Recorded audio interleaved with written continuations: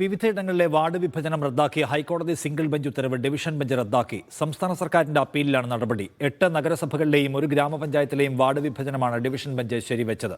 Ahmed Mojtaba കൂടുതൽ വിവരങ്ങളുമായി ഹൈക്കോടതിയിൽ നിന്ന്. മുസ്തബ, എന്താണ് ഡിവിഷൻ ബെഞ്ചിന്റെ തീരുമാനം?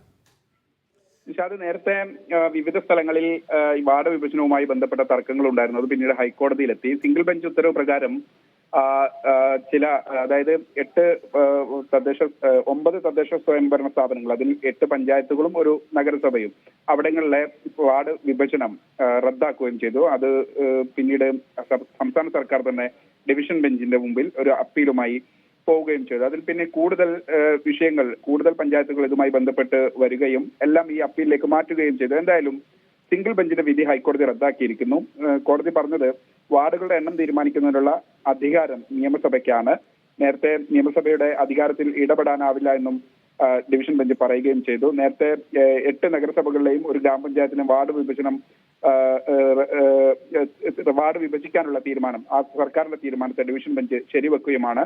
അവസാനത്തെ സെൻസസിന്റെ അടിസ്ഥാനത്തിൽ എത്ര തവണ വേണമെങ്കിലും സർക്കാരിന് വാർഡ് വിഭജനം നടത്താമെന്നും ഡിവിഷൻ ബെഞ്ച് പറഞ്ഞിട്ടുണ്ട്. ഇതോടുകൂടി നേരത്തെ കോടതി വ്യവഹാരങ്ങളിലേക്ക് പോയ വാർഡ് വിഭജനം ഇപ്പോൾ താൽക്കാലികമായി സർക്കാരിന് ഒരു ആശ്വാസമാണ്. ഇനി നിലവിൽ മറ്റു സ്ഥലങ്ങളിലോ എവിടെയും ഈ സംസ്ഥാനത്ത് ആകെയുള്ള മുഴുവൻ തദ്ദേശ സ്വയംഭരണ സ്ഥാപനങ്ങളിലെയും വാർഡ് വിഭജനം സംബന്ധിച്ച് ഏതെങ്കിലും ഒരു തരത്തിൽ തടസ്സം സർക്കാരിന് മുമ്പിലില്ല. മുഴുവൻ സ്ഥലങ്ങളിലെയും വാർഡ് വിഭജനവുമായി സർക്കാരിന് മുന്നോട്ട് പോകാനാകും. നിഷാദ്.